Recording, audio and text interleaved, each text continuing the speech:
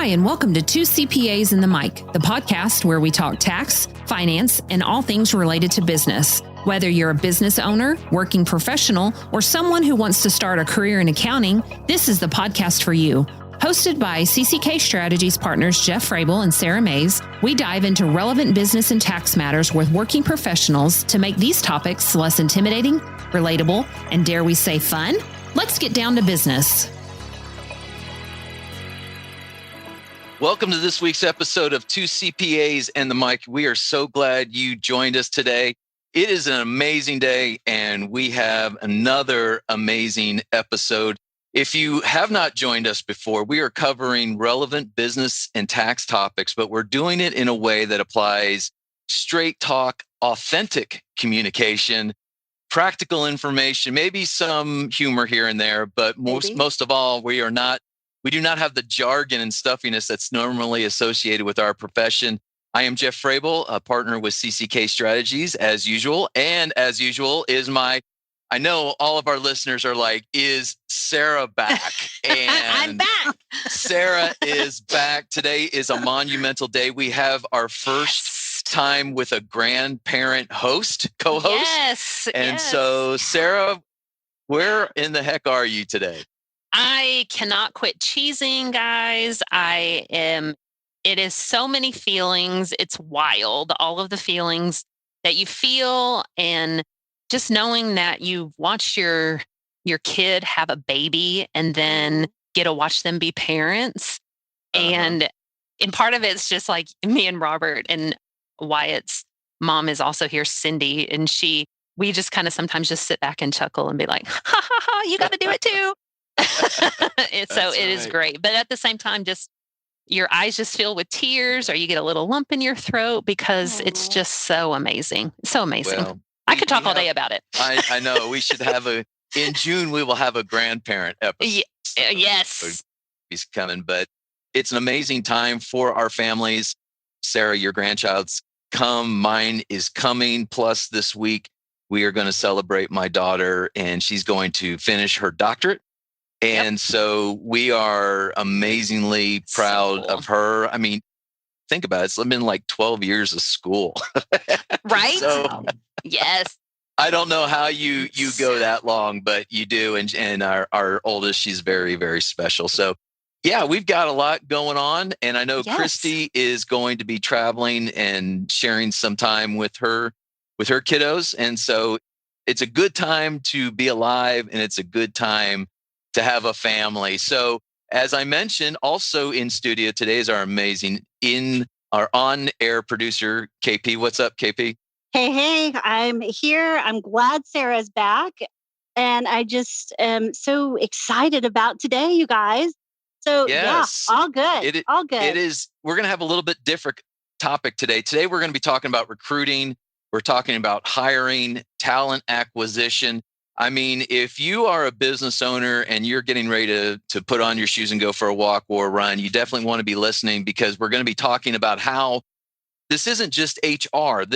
Could be a difference maker in your organization if you have the right team. If you have, I'll say this cliche just this one time, if you have the right people sitting in the right spots on the bus.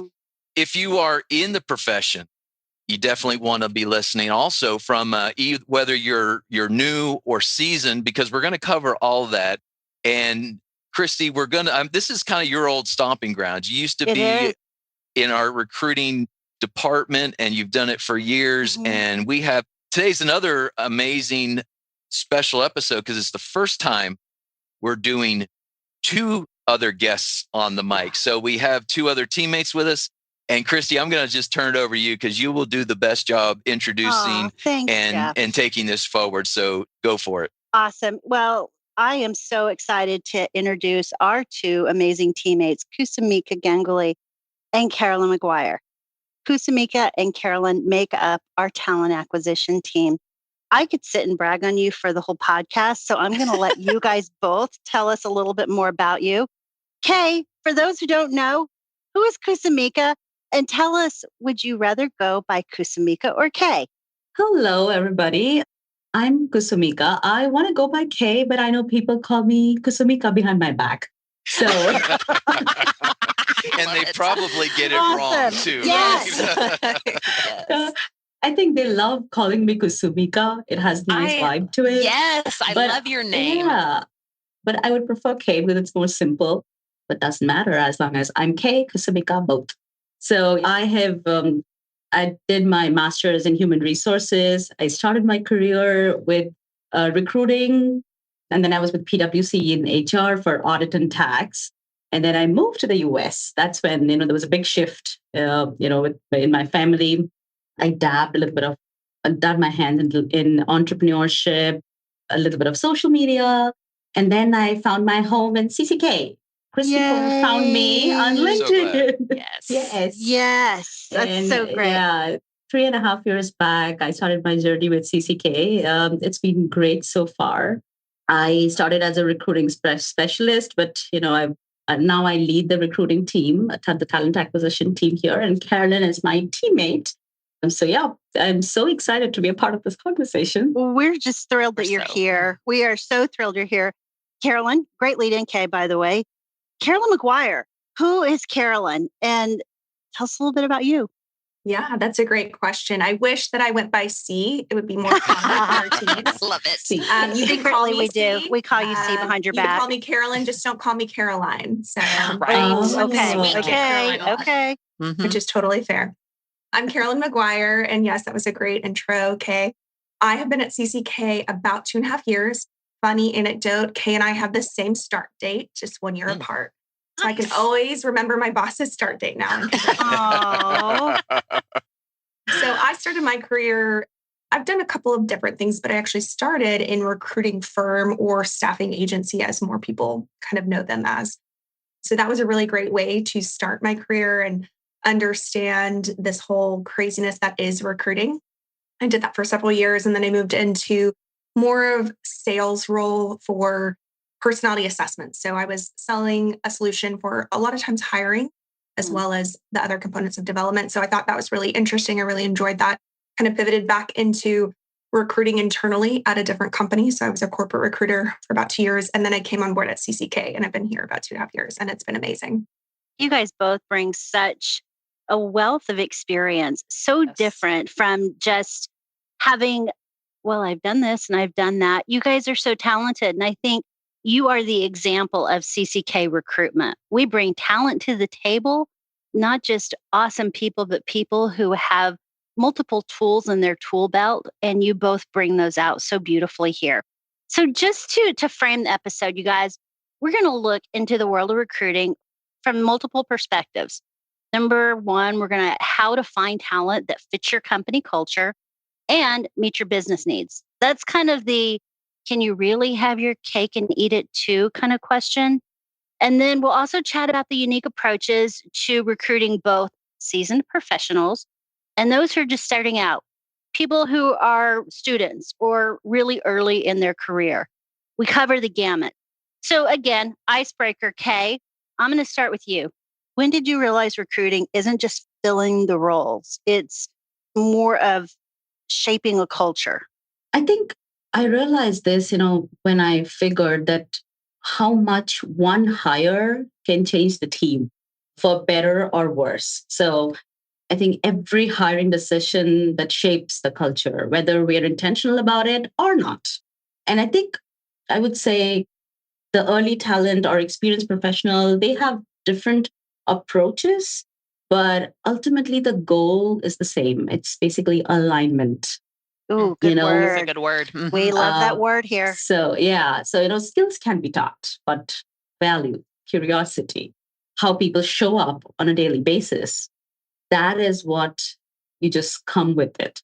Yeah. So that's what recruiting actually shapes the organization, getting the right person for it. Awesome. You're just speaking my love language. Right. Carolyn, we're going to break some more ice. What is only one misconception that people have about your side of recruiting? Only one. I had a couple of good ones. Okay, you can go. Go ahead and do how many you want. Go, girl. Here are the two I hear most often. So on one side, I think people think recruiters are just using an applicant tracking system, what we call an ATS, to kick out resumes or move resumes along, that there's essentially AI or some sort of technology that is doing the work for us. And that couldn't be further from the truth. Kay and I are looking at everyone that applies. We were reviewing their credentials, their resume. We are looking, a human is reviewing that. So that's one that I hear that people think we just kind of automate that, and we really don't. On the other side, I think some people think because it's on social media or we advertise it that all we do is go to career fairs or we go to different networking events, and it must be so fun being a recruiter.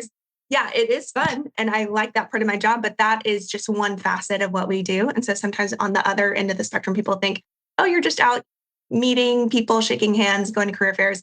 And it is essential, but it is only one piece of what we do. And there's so much behind the scenes and so much work in between that people don't see. I think what I would say is the staff or the team loves seeing those recruiting seminars or those recruiting events with you and some of our other teammates, because it's like, oh, I'm glad they got to go out to a college campus today and have lots of fun talking to people. It is. I love it. It's fun to see it. It's almost as popular as a golf tournament. See, I'm on the opposite end of the spectrum on that. I am not a recruiter or recruiting event fan at all. It's a lot. It's overwhelming having to, So, that's why we have special teammates to do it. That's 100. It is. 100. And that's where Carolyn and Kay are both the experts at identifying where people get their energy and who is the best, again, alignment. Who's going to align best with this event? Christy, the one thing I wanted to say a couple minutes ago when we were talking about Kay and Caroline, sorry. Oh, don't, because then we're all going to start calling her that. I know. I'm sorry. So one of the things that's really cool about this is Kay started 3.5 years ago. She was a very strategic hire from a culture perspective because she was one of our first to hire down in the Frisco office as far as like I wouldn't necessarily call it a department head or a division leader, but someone with that type of role, that type of responsibility. Although we had partners down in Frisco, she was one of our more early hires to kind of what I would say is even out the offices, not only Tulsa, but also in Frisco. And since that time, we've started to fill out other positions there. So I think that's a really cool transition with the firm. Totally agree. And Kay was the strategy with Kay, not only just having Tulsa at the time, having a more populous body, but Frisco was our newest office. If you looked at the two recruiters at the time, it was Kusumika and me. And the way we execute are on opposite ends of the spectrum. So the balance there was really cool and how it played off because we both inserted our talents and really, I think, brought a pretty big variety when we were working together. And I think that's exactly what Kay and Carolyn do too. They bring that synergy together because they view the world so differently and they work so harmoniously together. Okay, you guys, I'm just going to jump into it. Kay.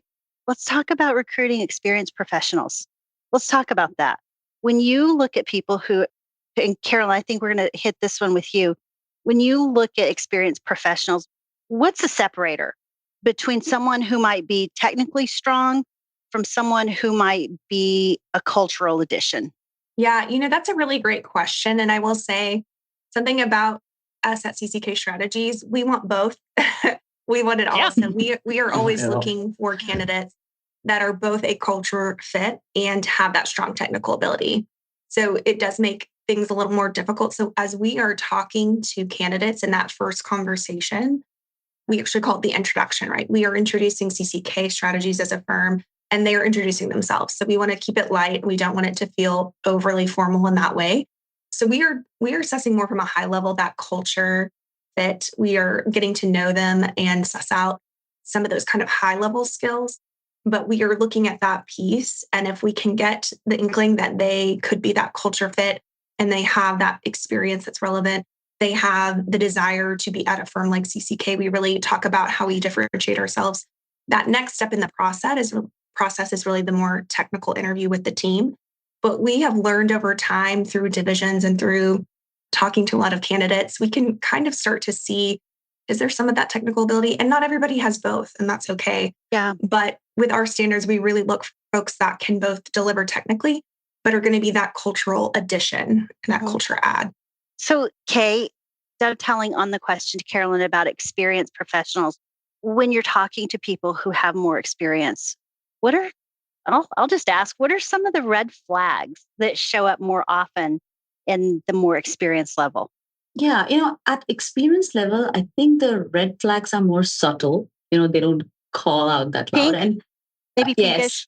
Yes, pinkish, actually. Okay. Pink. Orangish. I like to call it orangish. Okay. Yeah. Orangish. Orangish. From Texas. Love. Burnt orange. Yeah. I think they are not about capability. It's more about the mindset. Oh, okay. Go, girl. Let's hear it. It's like, I often hear about something. Sometimes they'll talk about it's not about what they have done, but how they have done it. And they don't talk about that or with whom they have done it. So, if you ask them about some past experiences, they'll tell you, oh, this is what I've done. But, when you don't find them including the team or saying, this is how I have done it, especially for experienced hires. Yeah. Maybe that's a very subtle orangish red flag, I would say. Yeah. Because I think as experienced hires or leaders, that's important. Oh, right. Big time. I hear something between what Carolyn and Kay both said, you guys, and I'm sure Jeff and Sarah, with our high dependency on collaboration in our firm, they both talked about the team. They both brought that culture aspect in where it's trying to find both, and they have practiced long and hard for their listening cues. Did you guys pick up on that? Yeah. It's not just the way you do. It's not just what you know. It's the way you do it. And it kind of reminds me of our last episode with Josh Juarez. Josh is he's the king of the snow cones in Tulsa. And he talked about interviewing these, 15 to 21 year olds. And he said that they would just have 4 of them come in and they'd have this informal conversation. And what he's listening for is, how do you do it? In what manner? How do you work with teammates? Do you take over? Are you a team player? And so I really respect our teammates that have that ability to listen and interpret and understand, because I don't have that that gift or talent for sure. Carolyn, when I was in recruitment, I can remember some of the things. When I would see someone who has some experience under the belt, I would look at longevity. So when you're looking at experienced candidates, how do you determine if you see a lot of jobs on a resume or on LinkedIn or wherever you're sourcing, how do you determine what's job hopping and other? Yeah, Christy, this is so important. And it is such a great question because it is something we see quite a bit. And it's something that we need to understand. So for me, it's about their ability as a candidate to tell the story of their career. It's very important that they can articulate their reasons why they have left their different positions if there is a larger number. There are a lot of things for a candidate that go into play for that, right? Their spouse might have gotten a job in a new city and they've had to relocate. They might be a part of a company that's had a reduction in force. There are lots of different things, especially the last 5 to 6 years, right? We saw a lot of changes due to COVID. So to me, what's more important is that the candidate can articulate their story of how they got to where they are now, what those transitions look like, and the rationale. And I think people being able to articulate that is essential. If they aren't able to do that, then that is going to be a big detractor in the interview process. Carolyn, do you have people that in the interview time that would actually take that head on and maybe say, I know you're probably going to ask me about this. I wanted to bring it up. I wanted to discuss it. Do people do that, or do they wait to be asked? Yes, I have had that, and I respect it because I think they know, especially if you've interviewed, numerous times, that this is going to be a question. This is going to be brought up. I firmly believe in bringing it head on. I think that's important. Again, articulate your story, help us understand, and we, as the recruiter, we're an intermediary. We can help then that division leader, that hiring manager, understand that story as well. So yes, sometimes people have done that, and I highly encourage that because it is going to be brought up. But are you also listening for tone and in their delivery too? Because are they sounding cocky in their story versus Kay humble in how they say? Yes, Kay said something earlier that's true. I pick up on, is every job that you leave because somebody else was the problem? That's a big one. Yeah. If it's always somebody else was the problem and you left for that reason, that's not an orange flag. That's a red flag. Yes, agreed. Just to clarify. Thank you. Do you ever get in these conversations when you're looking at dates and go, oh, I see you left this public accounting firm in March of such and such. Ooh. Please tell me why that is. So we kind of do it more and help me understand this transition, or help me understand it's, you have to use kind of language because you don't want to lead them too much. You want them to tell their story. So it's kind of a dance. I want to get that information, but I want to see how you present it. Good job. Kay, you mentioned leadership earlier when we were talking in the beginning. So let's go back to that. How do you tell if the candidate has the kind of leadership your team needs that aligns not only with the job description, but also with big picture, the firm goals, the vision? Yeah, thanks, Christy. I think we always talk about this in CCK, walking the walk and talking the talk. So basically, you practice what you preach. And it's important how the leaders or any experience or anybody in the leadership position, they articulate where they're trying to take the team or they're trying to take the business. Because when Jeff mentioned, when I joined CCK in Frisco, we actually did not have any partner, just to be sure. So there was. That's true. That's true. If you Dewan was managing director. Yeah. He was actually a PM. He was a PM. Oh, yes. That's right. He was like a TL. Yeah, team leader, PM. Lead. Yep. Yeah. I remember Caleb was in the office and he moved the sheets because we were under construction. Caleb is one of our partners. Our partners, yeah. Right. And so he was visiting the Frisco office and he moved the sheets and he welcomed me when I rang the bell, and I was like, oh, that's a funny story. Yeah. But ever since then, whenever we have hired somebody in a leadership position in Frisco, that is something we always want to see. We go back to the great goals every time and see if they demonstrate those traits over and over again, whether they are goal oriented in a meaningful way, whether they are really invested in helping others grow. Very important. And so I think those are the kind of persons I would say, and those are the kind of leaders that we need in CCK. So Kate, talk to us about great. I know that we have that, but tell us, you mentioned, we use that word around here a lot, but it's actually more than just an adjective of exception. What is great at CCK? So, of course, this is also a test, by the way. Oh, watch, she'll pass. I want colors. But, jokes apart, of course, when we talk about great, I can, we have goal-oriented, results-driven, and encouraging others. Accountability, very important, being thoughtful. But the reason I want to mention these, it's just not a set of values or that CCK follows or something. I think all of these are very human, okay? And they're being very deliberate. And so even for our daily actions, even when we are talking to candidates, leaders, or even interns, we keep going back to this set of values. Whether they're showing these traits, these are almost like competencies and traits that we would want all our employees to have in some or the other. Of course, that's when they might not have all of them at the same level. We need some coachability, some coaching based on that. But we keep going back to these values. And I think we can actually have a whole episode on great. Thank you. Great. I think we do. It's episode 1 of season 1. So, it is. So go back and listen. Go back and listen to episode 1, season 1. And Kay, what I would piggyback on there is we have listeners that are joining every episode. And so they may not know that GREAT is an acronym for our core values. And when we bring individuals in, new teammates in, whether they're an intern, full-time, part-time, or whatever, we have a great meeting where we go over the core values. And I've said for years that, and this kind of goes back to the question Christy was asked earlier about culture fit.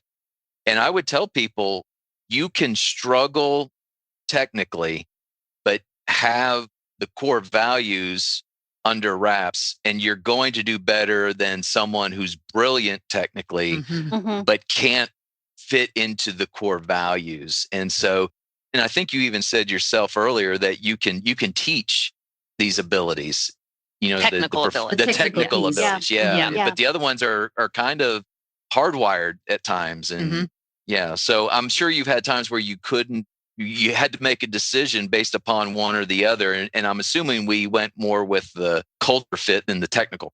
Yep, we actually have, absolutely. And those are very tough decisions. So we have seen candidates who are extremely skilled. They have the technical knowledge, but we still had to let them go. Like, we were like, okay, no. And, I always give the example of a rotten apple in a basket. So when you have this entire team, that one hire, that one person can impact the team so good or so bad on both directions. And so it does not matter how skilled they are, actually.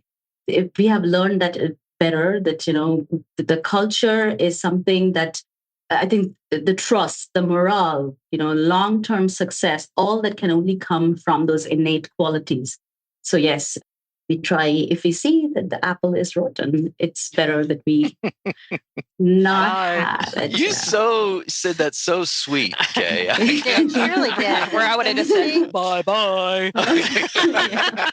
I'm I sorry. can deliver You're really rotten bad apple. news where they still feel really great about themselves. Thank you for that, Kay. You represent she us has so that well. ability. The way that she talks, I'm like, she could tell me something bad, and I'm just like, oh, okay.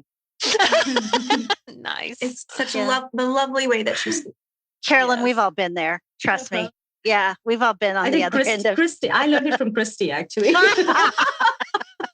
Oh, I don't know about that. You guys, before we change directions, we've been talking about culture, and we've also been talking about this environment of being a high performing environment and how we believe we can have our cake and eat it too. Off the script, does anyone want to kind of give a one-off of what is our culture? I mean, people think, oh, this nice, sweet place you work, everyone is so nice. I want to work there. But with your job comes an awful lot of responsibility to drive home that we are a high performing firm who have a lot of people counting on us to do great work and live up to a lot of integrity. It's tough. Absolutely. I will say there's a reason there's the A of great, accountable. There is a high level of expectations. I like to talk to candidates very candidly that we obviously have this amazing culture, and I'm going to show you and talk to you all about this culture. But the reason we can have that is because we're collaborative, we're hardworking, we do the best we can for the client, that culture of care for our clients, for our team.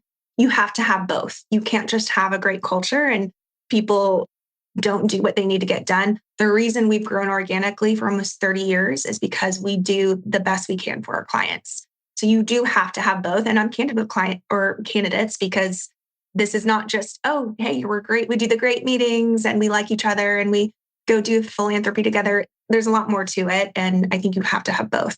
That's awesome. That's just well said, because that is a tough balance. All right, you guys, let's turn the table a bit. Let's talk about recruiting for those who may not have as much experience under their belt or who may still be in college. So I'll start again, that stage in a person's career path. It's so much more or less about potential. Would you agree? And maybe more about the A word we've been talking about, alignment. Is that a fair statement? Yeah, I think so. When I'm talking to students or recent graduates, I'm really concerned with their ability to talk about that path. What are their goals? What are their aspirations? What do they want to achieve? And what do they want out of their career? And honestly, that sometimes they don't know exactly what they want. But if they can show, this is the path that I want to take, these are the things I'm interested in, this is where I think my strengths lie, this is what I've worked. Maybe I've worked to overcome this particular thing. I think that's really important. I like to think of it as, can an early career or a student articulate their why? Why did you choose the school that you did? Why did you go into accounting? Why do you want an internship within audit and assurance? Again, it always comes back to storytelling. And an experienced candidate can tell you a lot about where they've been, but for those early career, I want to know about where you want to go. All right. So when you think about that, Carolyn, how does your approach change when you're interviewing someone right out of school and maybe, or someone who's in school and someone with just a little bit of experience? Because yes, both of these candidates are very early in their career, but they have a pretty different profile. Yeah, I think that's definitely true. They can actually now speak to what I call the real world. What I love about talking to college students or intern candidates is they're so fresh, they're so optimistic, which is amazing. And sometimes you talk to the early career individuals and they've had a little taste of life. They've had a little taste of in our industry. Oh, yes. Yes. In our industry, sometimes they've been lured to a larger firm or a company that has a lot of bells and whistles, if you will. And now they kind of are refining, thinking in the long term, this is what I want. This is, my passion, or these are the types of clients I want to work with. This is the type of exposure I want to get. So it is still, they have some of that optimism. They are still green in certain ways, but I think that they have a little bit more of a sense of where they want to go and maybe pivoting from something that they chose.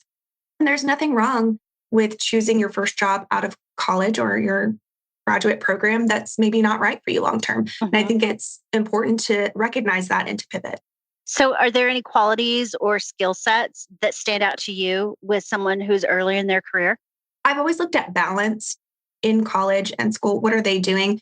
I am always impressed by accountants that are working full time or completing a master's program, studying for the or raising a family. And I think that I almost can't think of another industry where people balance so well. And candidly, the firm environment may not be for you if that's not what you want to do. And so the way that they've been able to do that, I've talked to students that work full time while they go to school, and I admire that immensely. And I think that takes a lot of grit as well. And so I definitely would not choose somebody for that reason. In fact, it's probably more of a reason that I would move forward with them. So when we talk about firm environment, we really are talking about public accounting, consulting firms. That's pretty different than, say, corporate accounting or what we call in our world industry. And so just for our listeners, I think that it's important that if you're earlier in your career or if you're a student, Carolyn's words of wisdom are really just gold, liquid gold. So drink it up because she speaks wisdom. There you go. All right. So I want to keep going, you guys.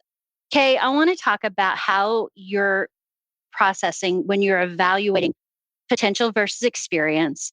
And a lot of that comes with you're looking at the person, you're listening. A lot of that comes to how coachable is this person? Because let's use the example that you guys used before. Someone may have been in public accounting before, but they switched to a new environment. They have to detox a little bit, or they have to up their game, whatever it is to manage that change. From your perspective, Kay, what does coachability actually look like? So I think coachability is, in one word, the part that happens after feedback, after you get a feedback. That's when it starts. So I have met people with 20 years of experience, but totally uncoachable. And then there are interns, like early talent people, with a fraction of that experience, but they are extremely coachable. So I think for experienced hires, it shows up as humility, that, they are willing to unlearn as much as they learn while they go in the process and just not making a change. The red flag here would be defensiveness. I know it all. I have been in the system for a long time, stuff like that. But when they are talking about their past experiences, you can actually realize that if you've spent like 15 days with them, whether they're coachable or not. Yeah. When it comes to experienced hires, for newbies, I would say somebody who's early on their career, I would say taking ownership, when you see them taking ownership of their career. So straight A students receive a lot of review notes and then they get overwhelmed. They get demotivated and they don't know what to do with the feedback. So I think if we find that they accept the feedback, they ask the correct questions, they ask the right questions, they have the drive to navigate their career, what they want to do with it, and they move on to the next challenge. So that ownership that'll show a lot of coachability actually in early talent, I would say. Sarah, tell us what she means by notes and feedback. Oh, yeah. Because she's talking about a workflow in tax. Can you speak into that? Yeah. And actually, it's kind of something similar, I think, even across all of public accounting, not just for tax too. Like we have and every firm has a quality control process. So it is really more about, hey, you took a first pass at at a tax return or an audit work paper, and somebody with more experience and is going through and quote unquote detail reviewing your work and leaving you notes like, hey, we need to do this. We need to make this tweak. We need to change this presentation on the tax return. Oh, your Excel formula is actually wrong. You need to add this, subtract this, all those things.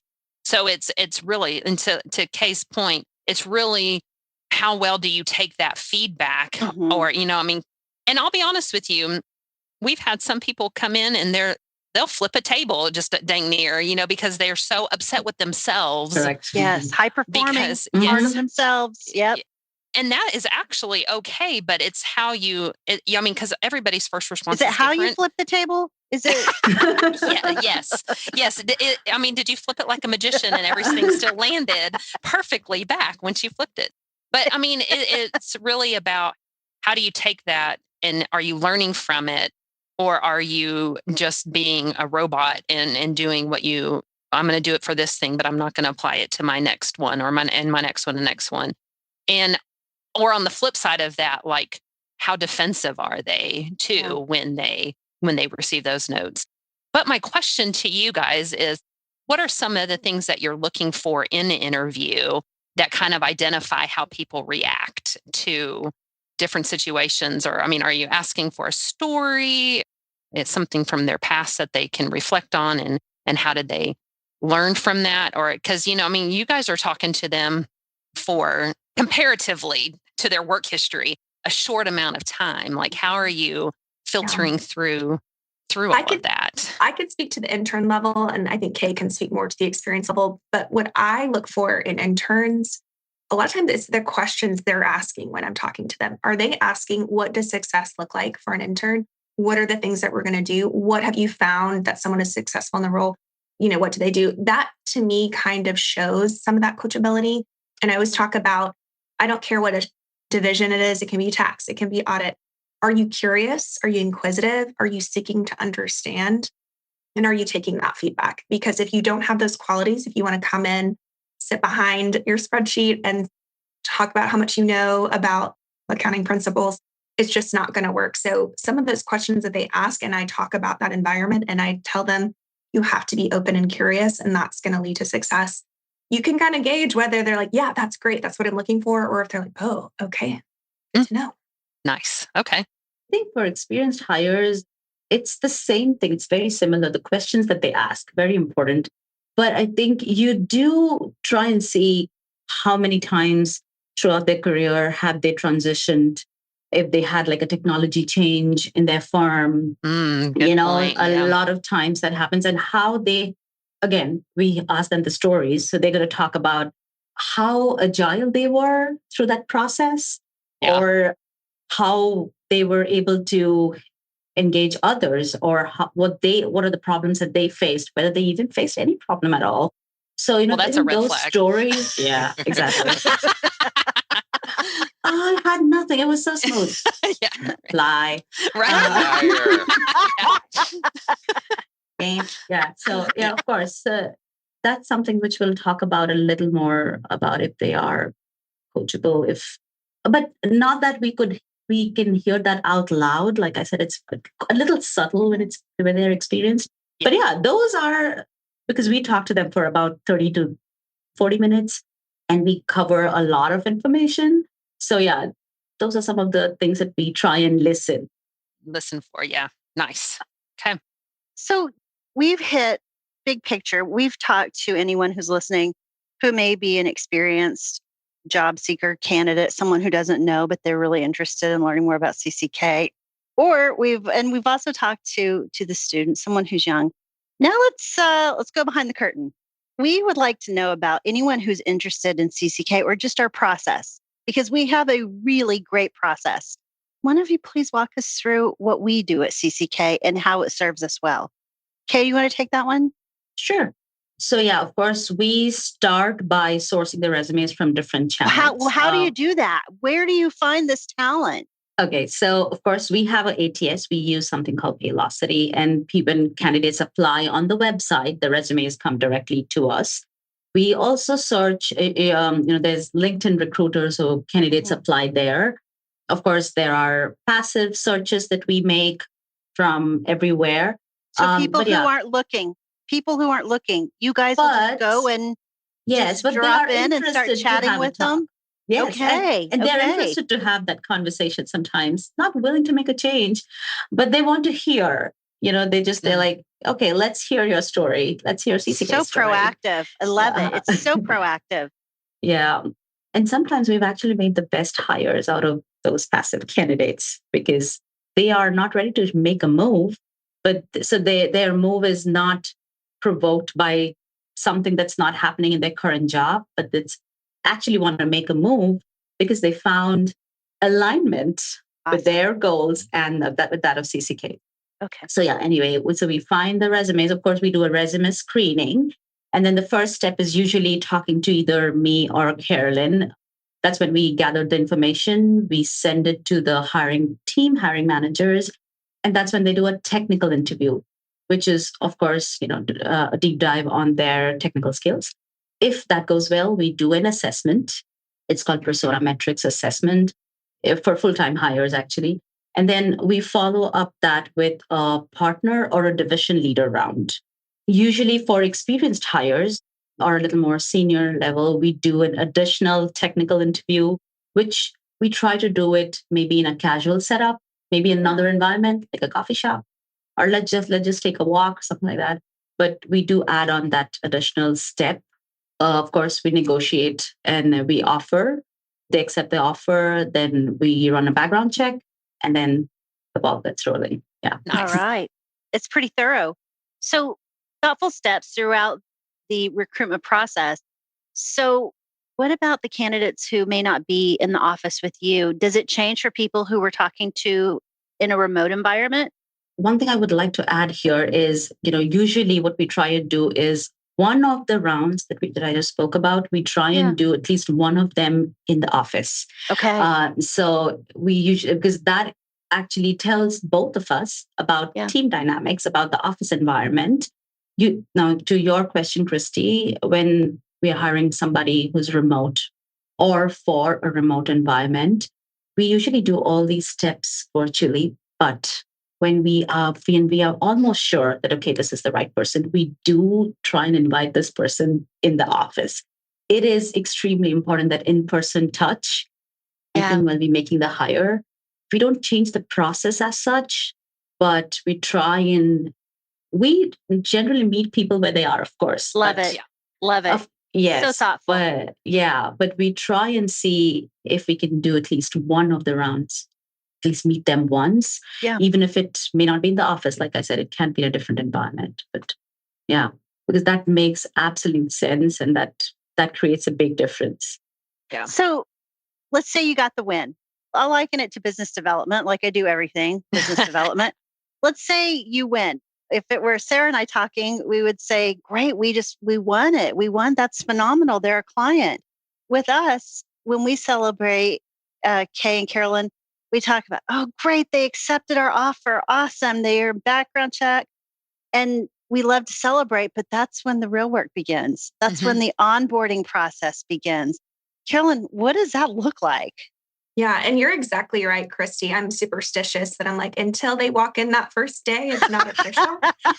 But there is, to your point, there's a lot of work behind the scenes to get to that first day. So we are part of HR. We are working with our teammates. We are working with that division.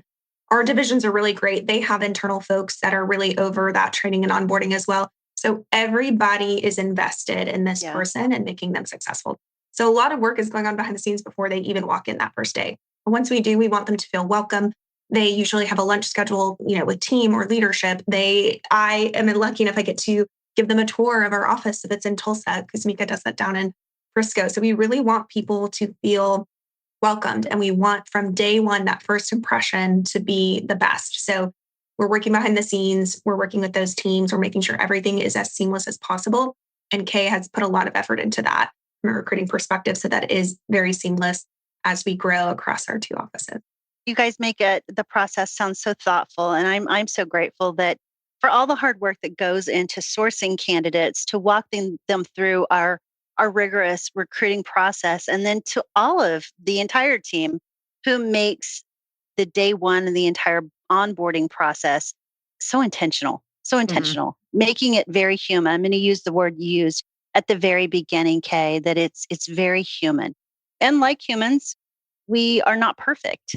We don't claim to be perfect. Our process isn't perfect, but we hope that with every new person we meet, we're just getting a little bit better. Just last question, debunking the myth. We've been talking about public accounting. So how do you help people understand that we're more than just a bunch of, or if we're recruiting for accounting? Don't say it. Don't say it. Jeff, It's I have offensive. to. Are you ready? It's Are you offensive, ready? yes. Okay. Okay. Close my ears. Okay. That we're more than the stereotypical CPA. How about that? That's Is that better. okay? That's Is that better? Is that, That's a I learned good that from word. Kay earlier, by the way. It wasn't a direct insult. It was a really soft launch. All right. How do you help people understand that we're more than your stereotypical public accounting firm and stiff accountants? So of course, I start by the story, with CCK story. And we tell them how we help the business owners to make decisions, that affect real people. So of course, we are more like trusted advisors, where we lock our arms with the business owners. Very Yes, good. my love language, lady. Good. Yeah, I got it right. So you know what? I think we are more like therapists and trusted advisors with the spreadsheets. Okay. That should go on a t-shirt or something. Yes. I know. Yeah. And therapist with a spreadsheet. There you go. On that note, you guys, we could sit and talk about this for days, but I would love to hand it over to Sarah or Jeff to kind of close us out. Is there anything you guys would like to add? I don't, other than the fact that I truly appreciate my teammates that have this gift, because like you said, I've been with the firm so long that I remember when the interviews used to be with like the partners, and then we transitioned to a situation where the partner would meet the new teammate on the same day, just like everybody else. And so again, it's another situation where we allow our teammates with the gifts and talents to operate where they're for their highest and best use, and not only use, but their gifts and their talents. Because if I always tell people, if I come away from an interview and I don't like someone, you better not hire them, because I like everybody. So, It's true. That's why Jeff was never allowed to sit in on interviews. That's right. Jeff. But Sarah, do you have any closing thoughts? Because if not, I know where we need to go. I don't. I think I'm going to make my email tagline therapist with a spreadsheet. That's good. That's all. That's how I'm going to close that out. That's a mic drop. So Yes. So I guess it's time for us to transition to our last part, right? Yes. And Ready. Hey, get this. Christy totally failed on me last episode with this. So You know what? I did not. I tried. I was trying my best, but Sarah has a lot to live up to, Jeff. It wasn't really fair of you to put me in that position. So it is time for rapid fire. All right, guys. I got some questions for you. All right. What is your go-to form of procrastination? Ooh, that is a really good question.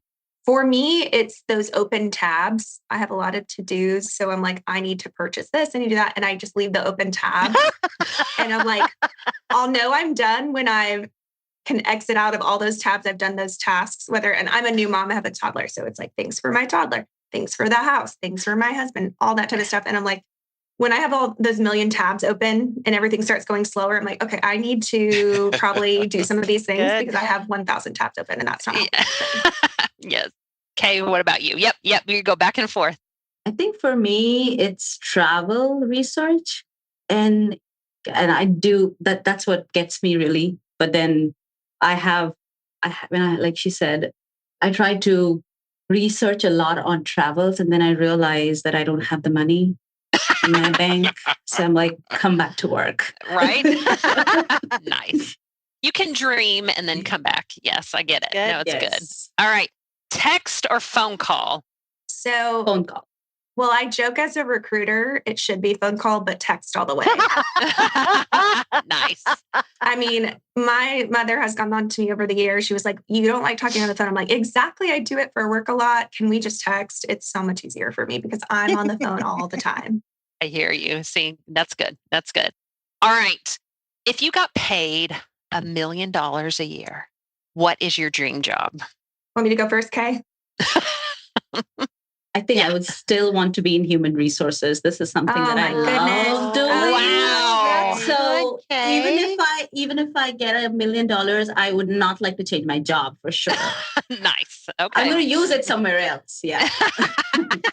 Maybe I'll take more. I love that for Kay, but mine is absolutely animal rescue. I am very passionate about animals. I would open an animal rescue.